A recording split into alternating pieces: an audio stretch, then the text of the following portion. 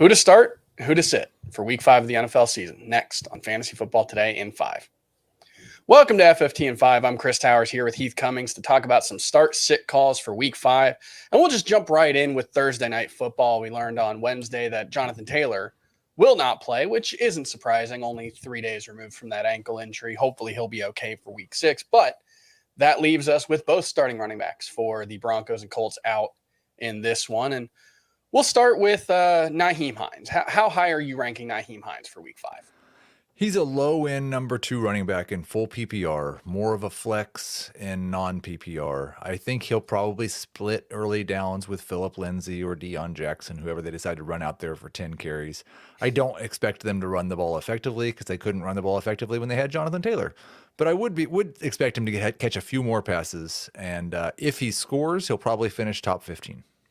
Yeah, and Hines has played 50% of the snaps in 10 career games. He's averaged 17.5 PPR points. However, that's probably skewed by the fact that if Nyheim Hines is playing 50% of the snaps, it probably means that the Colts are playing from behind and he's getting a lot of targets. So, hey, if that happens this week, that's probably good for him. So it's not necessarily the worst outcome. He's my number 18 running back. So I've got him in like A.J. Dillon, Ezekiel Elliott, Miles Sanders range of guys who you probably need to score a touchdown to be top 15 backs.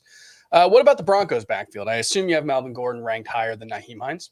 He is one spot ahead of Nyheim Hines. He should be higher if he hadn't been so miserably bad this season, just dropping the football at every opportunity.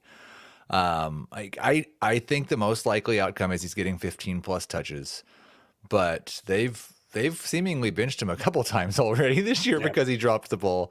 So I do think there is some risk there. And I think this is a pretty good Colts defense. I'm not sure that he's going to run the ball efficiently. I definitely like him significantly more than Hines in non-PPR, but in full PPR, they are one spot apart. I believe 20 and 21 in the rankings. Yeah, I've got them 16 and 18, so very similar range. How would you rank them relative to Falcons running back Tyler Algier, who we expect to be the lead running back with Cordell Patterson out? I've got them both significantly ahead of Algier for now. He's more of a low-end flex. I don't like how close the split was between him and Caleb Huntley. I just don't like this Falcons offense very much, and I can't believe that the Buccaneers' run defense is as bad as it looked against the Chiefs on Sunday night. I kind of expect this game to be one where the Buccaneers really reassert themselves. So I don't have a lot of projected points for the Falcons. I will point out, I think Caleb Huntley, all 10 of his carries came in that stretch where the Falcons just decided we're just going to run the ball and do nothing else. And they did that 14 snaps in a row, which is pretty unheard of in the modern NFL. But their offense right now is kind of unheard of in terms of how much they're running the ball. Tyler Algier or the Patriots running backs, Damian Harris and Ramondre Stevenson. I have both Patriots running backs inside my top 20 this week. Great matchup against the Lions. Fantastic matchup against the Lions, and who knows who's playing quarterback for the Patriots. They might run the ball 45 times in this game. So I like both Ramondre Stevenson and Damian Harris. I think I have both of them ahead of Hines and Melvin Gordon as well. Are we starting Deontay Johnson with Kenny Pickett making his first start against what might be the best defense in the NFL and the Buffalo Bills? I've got him as a low-end number 2 wide receiver. If you start 3 wide receivers, I think you're definitely starting. But if you start 2 wide receivers, it's questionable. There are guys like Curtis Samuel and Chris Olave and Christian Kirk, Brandon Cooks, who were drafted behind Deontay Johnson, who I would start over Deontay Johnson this week. But he's not ranked so low that I would totally go away from. The really interesting thing is going to be, does he dominate targets from Kenny Pickett like he's dominated targets from Ben Roethlisberger and Mitch Trubisky? He obviously didn't in the first half of football with Pickett, but I don't take much away from that. Yeah, I mean, it was 13 passes. George Pickens got 4 of them. Deontay Johnson got 2. I don't think you can really take much from that, except, my general sense would be that you're hoping Pickett is just that's confusing. Pickens and Pickett both being rookies for the Steelers.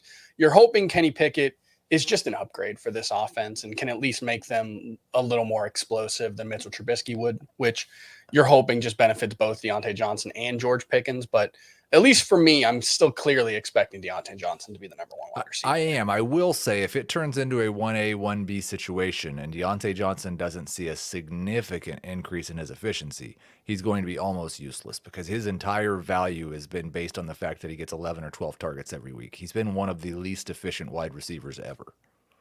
Yeah, just, we're going on now 4 quarterbacks or 3 quarterbacks over 4 years where Deontay Johnson has dominated targets. So I feel pretty good about projecting that. Yeah. But yeah, it would be bad for him if it was a 1A, 1B situation. I agree with that. We'll do one more start-sit question before we close out real quick. And it's just at quarterback. Where are you ranking Tom Brady? And would you rank someone like Trevor Lawrence or Jared Goff ahead of him this week?